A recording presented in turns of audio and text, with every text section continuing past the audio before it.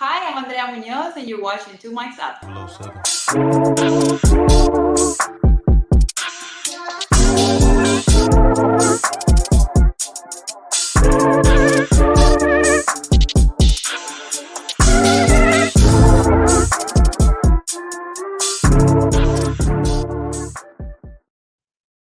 What's happening, friends?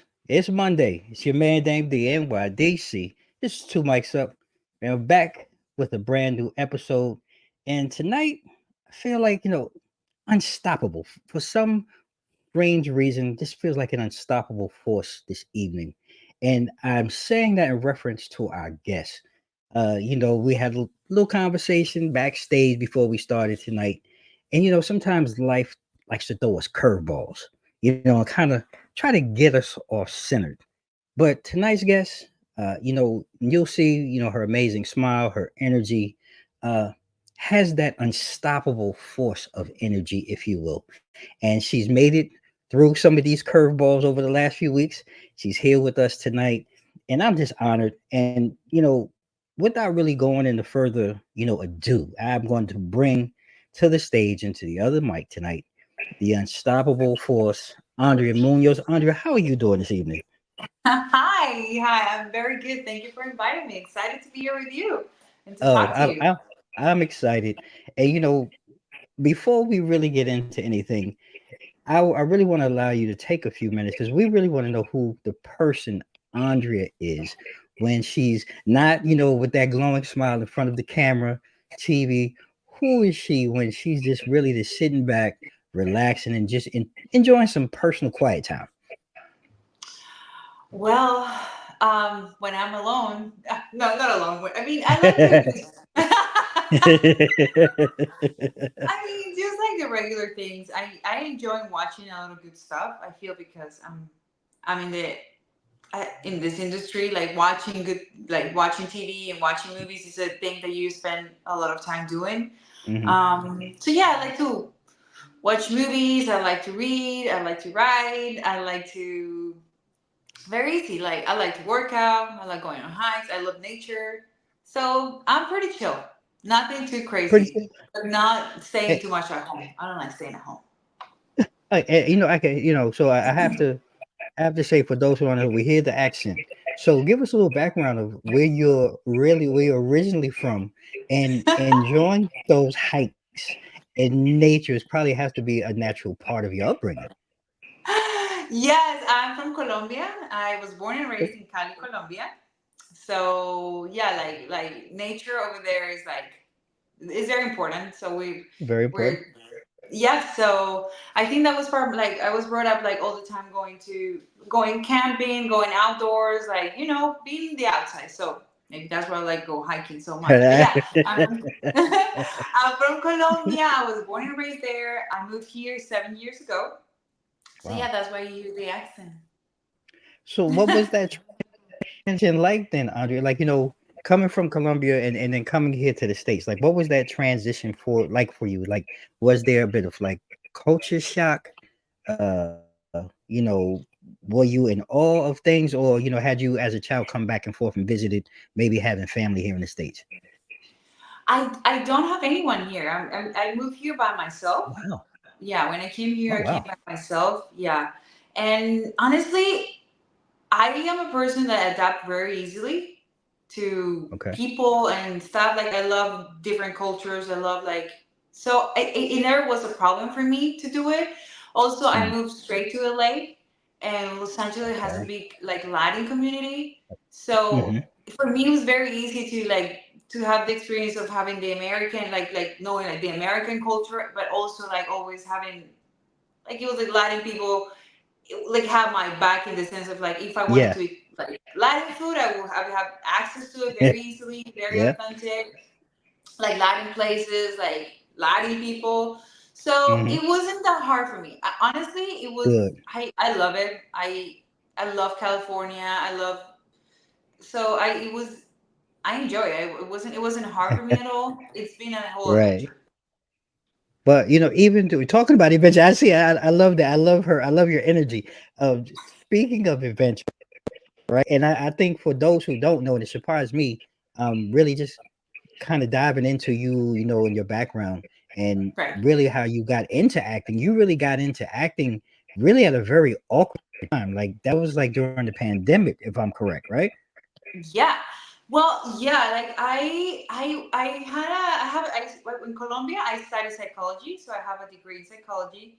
So what that was my plan for life. I was like, okay, I'm gonna be a psychologist, so this is what I'm gonna do. But then working in the field for like a year, I realized that I wasn't really happy doing that.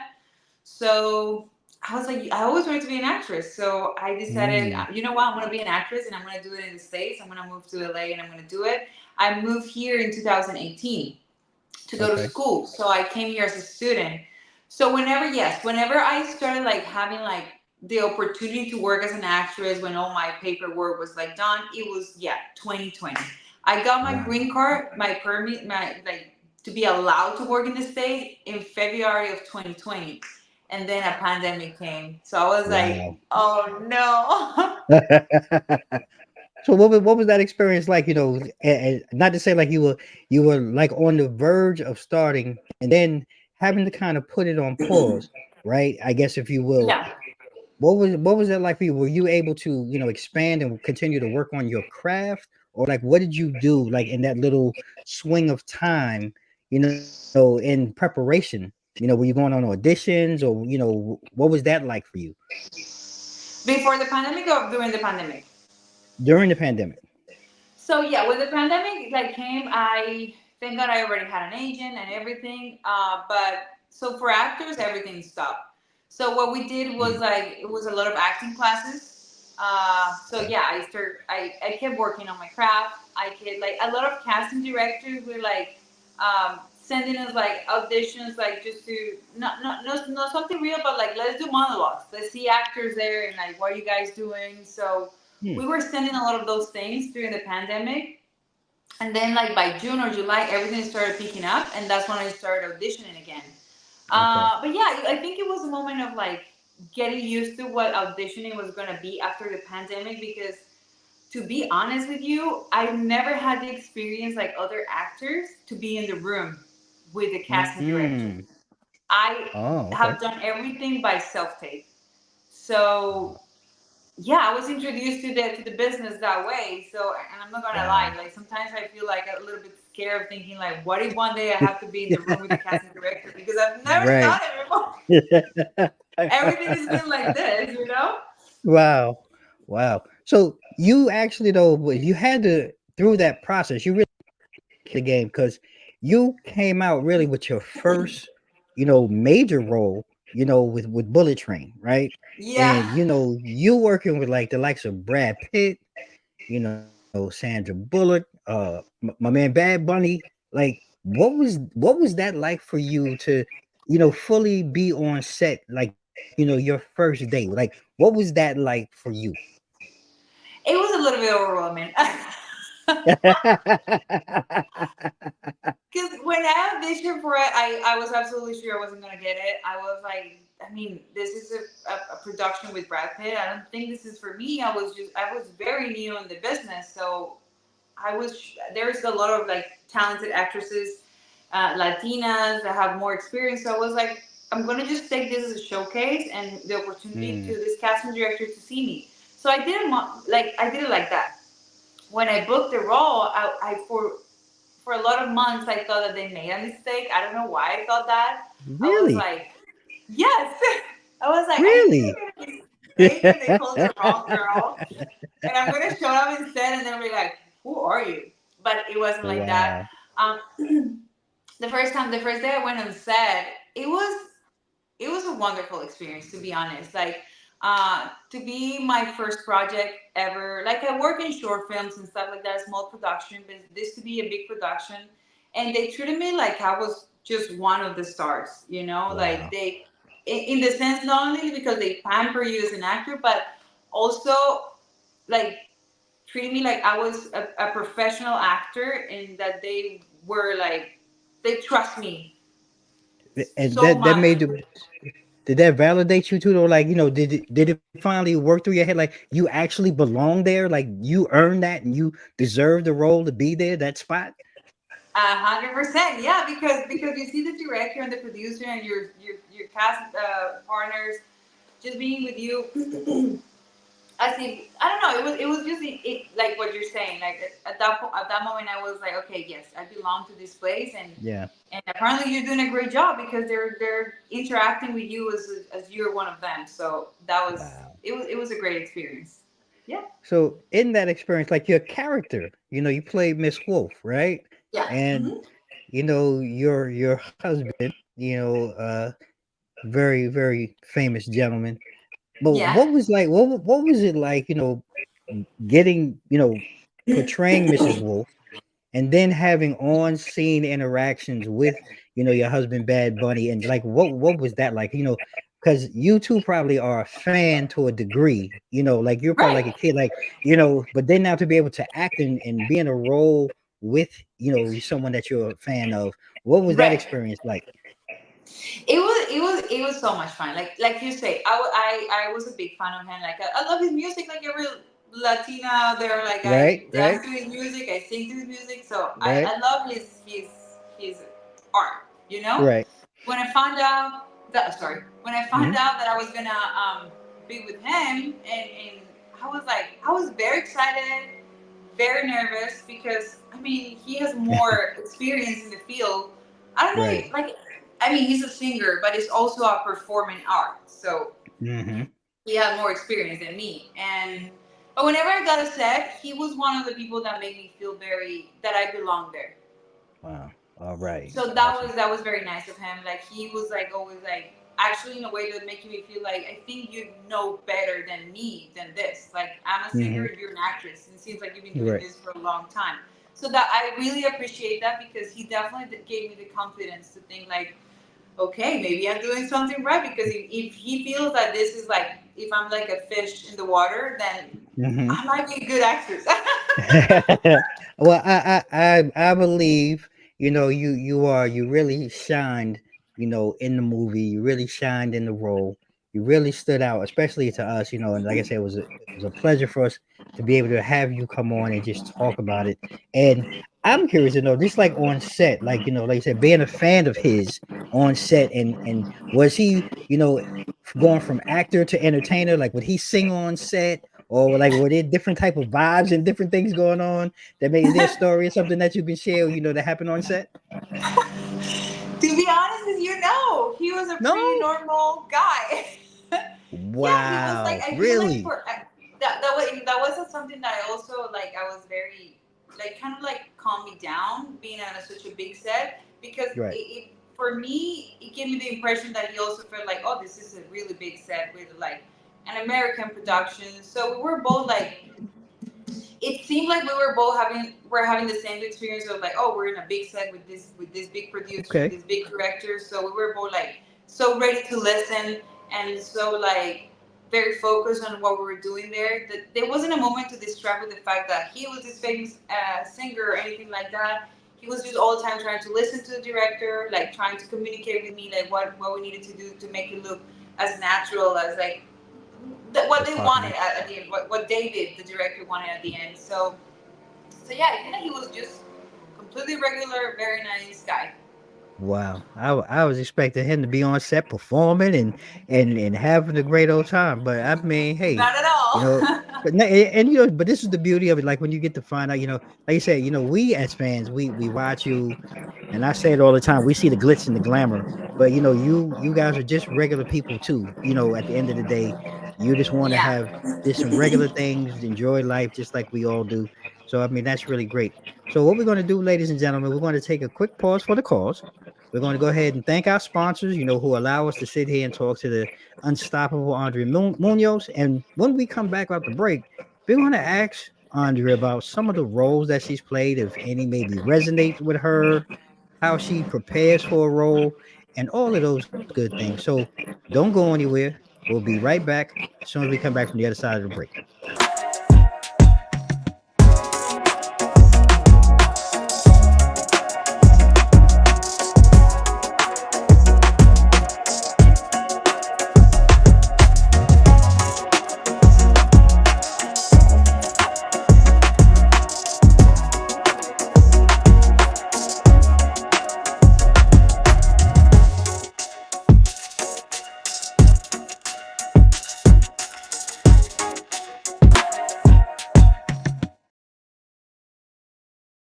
All right, ladies and gentlemen, we're fresh back out the break. You see the amazing and the unstoppable Andrea Munoz. She's here with us tonight.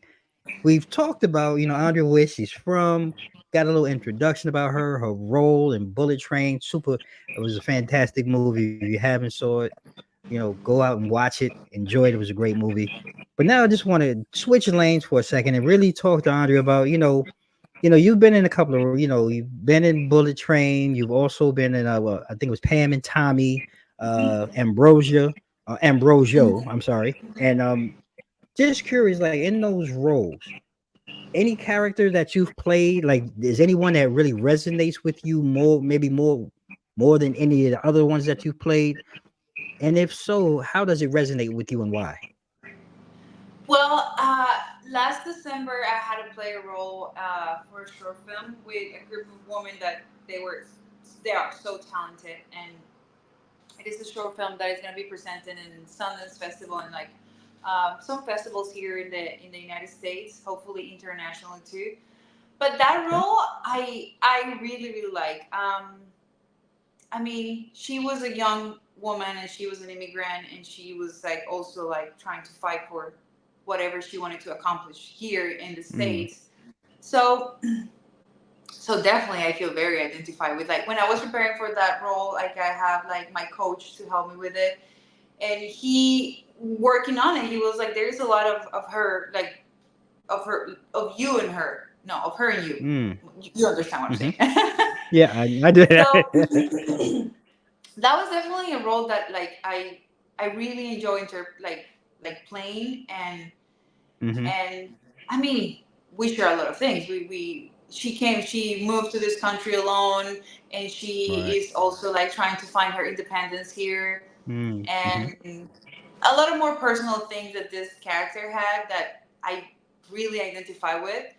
So sometimes people will say like, "Oh, but you're just playing yourself." I mean, you always Eh, play yourself. Like there's yourself. always a Right. part of you. Right. Yeah, there's always a part of Hmm. you in every character that you try to bring. Like that's like you're you. I don't know how to say. Like there's something unique. But you're trying to. Right. Yeah. Unique. Yeah, Something there's unique something that you're unique trying to about bring. you. Yep. Exactly. Hmm. So yes, I identify with this character a lot, but like she was her own person, and I was just trying to play whatever I thought because we had different backgrounds still. But Mm, yeah, but like identifying with your characters, it's nice, it's important. It makes you connect with them more. You right. know, every time I read a script and I have an audition, and I feel like how I don't connect with the character, it's harder for me to Hmm. play it. Wow. Uh, when I see things that I'm like, I don't know, maybe it's a process, and I'm still learning a lot of things about being an actress. But that Right. definitely makes it like more personal for me and easier for me to have more fun and to be more natural when I'm playing it.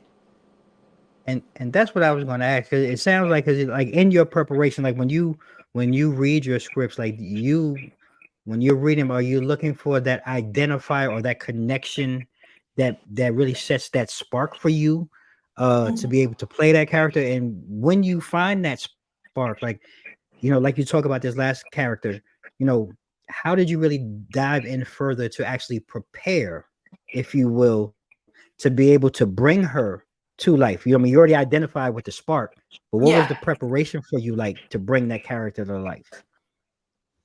Well, whenever I have it like ready, I know my lines and I know um, what is like what I want to bring from, for example, Isabel. That was the name of the Mm-hmm. character that I played in December. Mm-hmm. I enjoy a lot.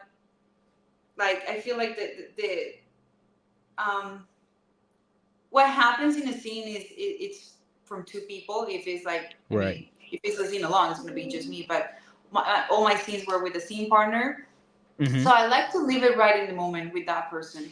I remember we were doing some rehearsals, and talking to the actors that I was sharing the scene with, I was like, I don't want to over rehearse. I don't want to go through these lines or bring all the Mm, emotions that I want to bring during this rehearsal because I wanted to live it right in the moment whenever we were like shooting and get the best yeah. of us right there. You know what I You want mean? that So natural yeah, moment.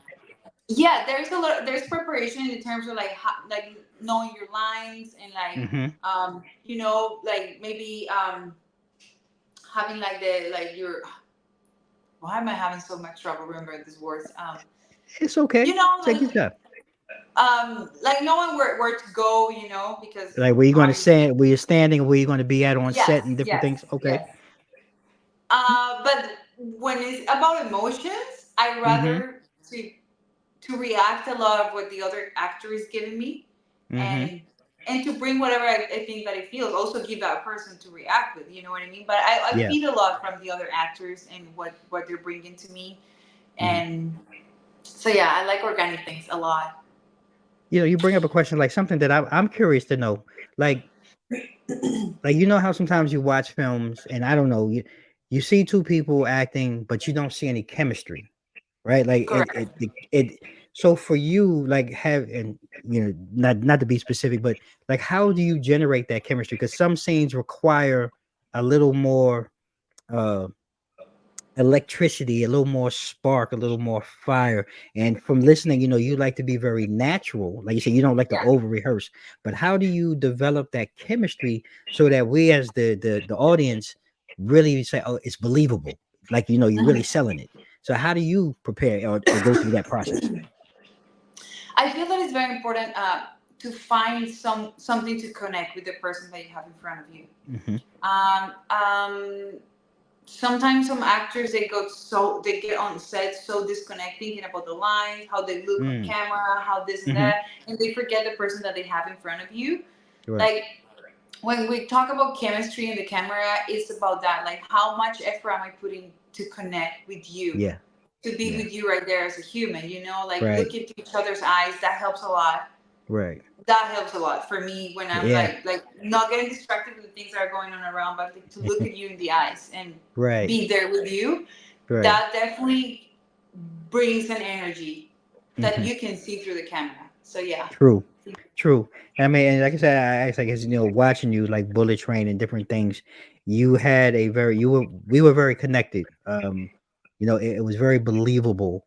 It felt very honest. Like, okay, Oh, yeah, thank you. it did. It really did. It really did. I mean, great work. And I just wonder how you go because sometimes I know that it's different for every project and everything that you're on. So, but being able to tap in, like you said, and sell it. That's what you Yeah, bring for right there. example, with in Bullet Train, I didn't have the opportunity to talk to him much, and we were supposed to play this couple that was very much in love, Right, right, and that's not easy to play. People would think that it's just like you see people kissing on camera, and you're like, oh, that was awful, like right, they should have not done right. that.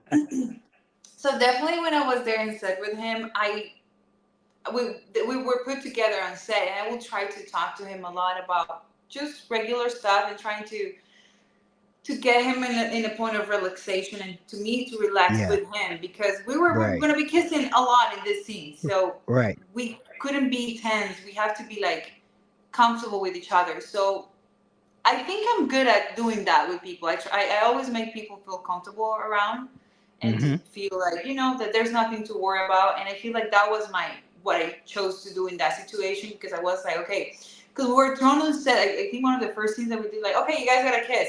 I've never seen him in my entire life. It doesn't matter that if it was Bad Bunny and like this was the first time I met him and I was about to kiss him like a thousand times. uh, yeah, hey, but hey, you sold it. Hey, but I can see, like I said, you just have this energy about you. You have this vibe and this aura about you.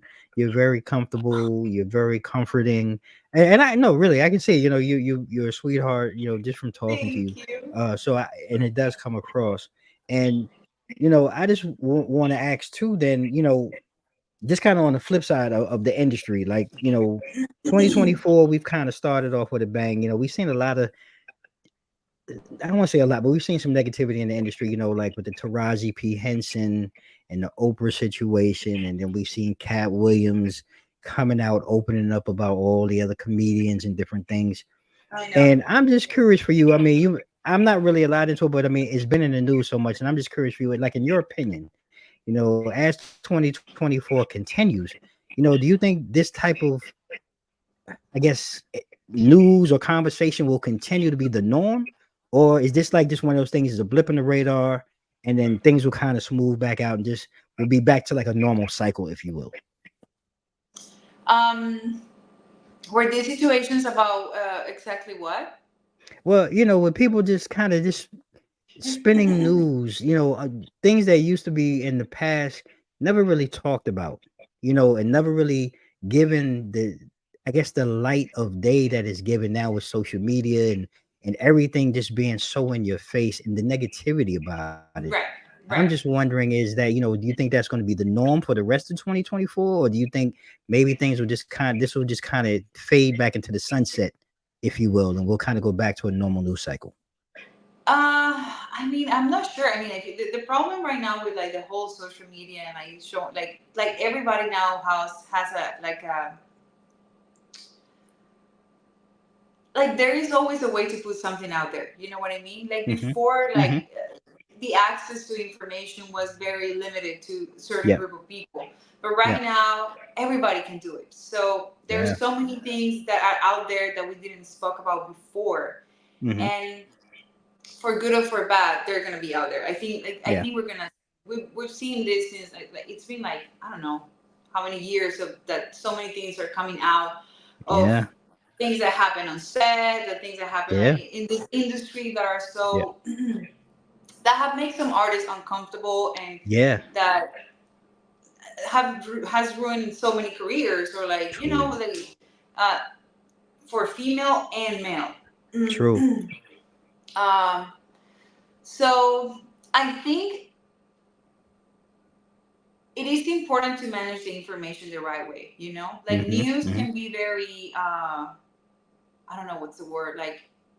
It can be very aggressive. It could be in your face. It could be what Yeah, like I don't know. Sometimes I feel like information come across like very like it's like a 10% of the things. You know what I mean? well, And there's 10% of a the whole truth. You get 10% yeah. of the truth, and the rest is all fake and lies. Yeah, and then there's so many things that are not said that Yeah. are actually Well, true or true. like they're manipulated, and then there's lying. So Yeah. it's like I feel like as an audience, as people that are consuming this information, we have to be very careful with what we read, how we take Uh, this, how we very create our true. opinions on this. You know what I mean? Very true. There's a lot of opinions created based on feelings, and I feel like we should like our opinions should be based more on facts.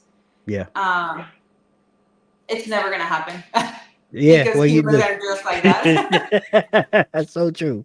So true. Well, I but think but yeah, but like there's so many things that are gonna come out, and a lot of people has done things that are wrong, and somehow they're gonna get leaked, and we just need to learn how to behave. Jesus. uh, and that right there, ladies and gentlemen, is really the most important piece. I think we need to figure out a way to behave. I couldn't have said it any better. And we've come. I mean, time flies when you're having fun, and we've come to the back end of the conversation. Before we go, I do want to ask you, Andre. Please take a moment to share your social media. I want to make sure that our audience goes out, gets behind you, support you, yes, you, and all the work that you're doing. You are a fabulous entertainer. So please take a moment to share your social media with us. And like we always do at this time, ladies and gentlemen, I ask you to do three things. May you stay safe, stay blessed. Mike's out. All right. 007.